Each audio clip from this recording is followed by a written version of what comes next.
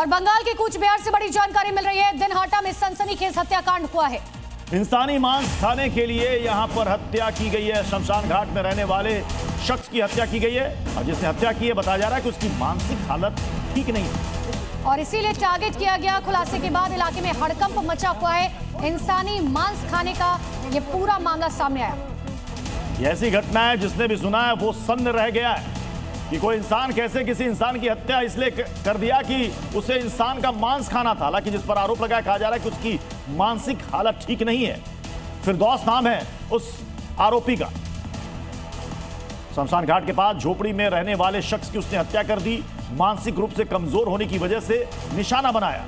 पानी के नल के पास शव को साफ किया, फिर छिपा दिया। शमशान घाट के पास शव मिला तो पुलिस ने जांच शुरू की और पुलिस की जांच में हैरान करने वाला खुलासा हुआ। फिरदौस का इरादा शव के कुछ हिस्से को काट कर खाने का था।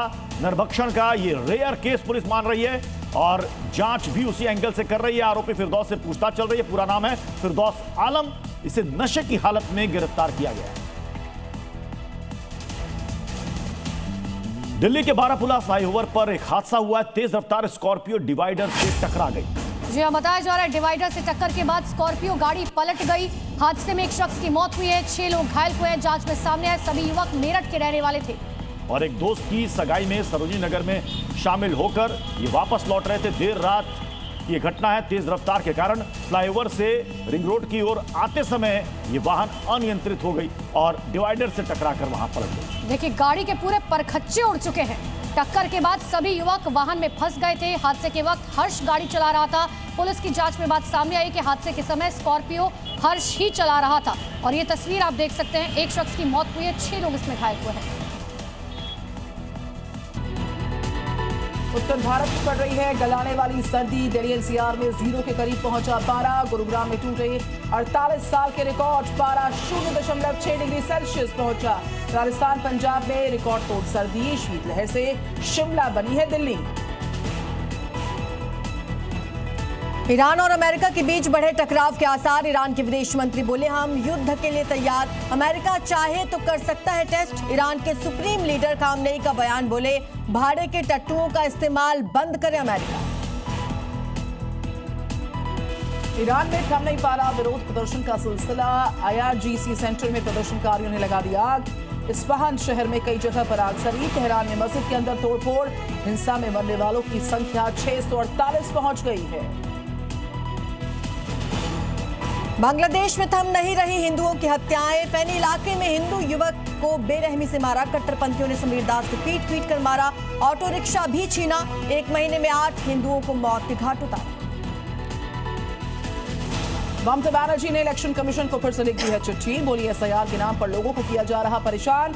ममता ने कहा, इलेक्शन कमीशन का रवैया संविधान की मूल भावनाओं के खिलाफ। SIR की शुरुआत से अब तक आयोग को 5 चिट्ठियां लिख चुकी हैं ममता बनर्जी। कांग्रेस नेता राहुल गांधी कर सकते हैं राम मंदिर का दौरा। 23 जनवरी को संसदीय समिति के साथ अयोध्या जा सकते हैं राहुल। कांग्रेस नेता तनुज पुनिया बोले, अब तक अधूरा था राम मंदिर। निर्माण पूरा होने के बाद अब रामलला के दर्शन करेंगे राहुल गांधी। ताजमहल में होने वाले उर्स को लेकर विवाद गहरा गया। हिंदू महासभा ने शाहजहां के उर्स का विरोध किया। बोले, ताजमहल नहीं तेजो महालय है ये। हम फहराएंगे भोले बाबा का ध्वज। या उर्स नहीं रोका तो करेंगे विरोध। 15 जनवरी से शुरू हो जाएगा उर्स।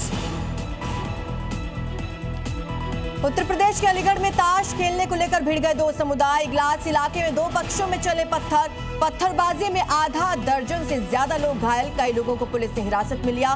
भारी संख्या में पुलिस फोर्स की तैनाती। ICC से लगा बांग्लादेश को तगड़ा झटका। भारत में ही खेलने होंगे T20 वर्ल्ड कप के मैचेस। वेन्यू बदलने की बांग्लादेश की मांग को ठुकरा दिया। ICC ने कहा, हमने जांच की है, भारत में नहीं है कोई खतरा। 7 फरवरी से है T20 वर्ल्ड कप। सोने चांदी ने तोड़ दिए कीमतों के तमाम रिकॉर्ड। चांदी 2,65,000 के पार पहुंची। सोने ने पार किया 1,44,000 का आंकड़ा।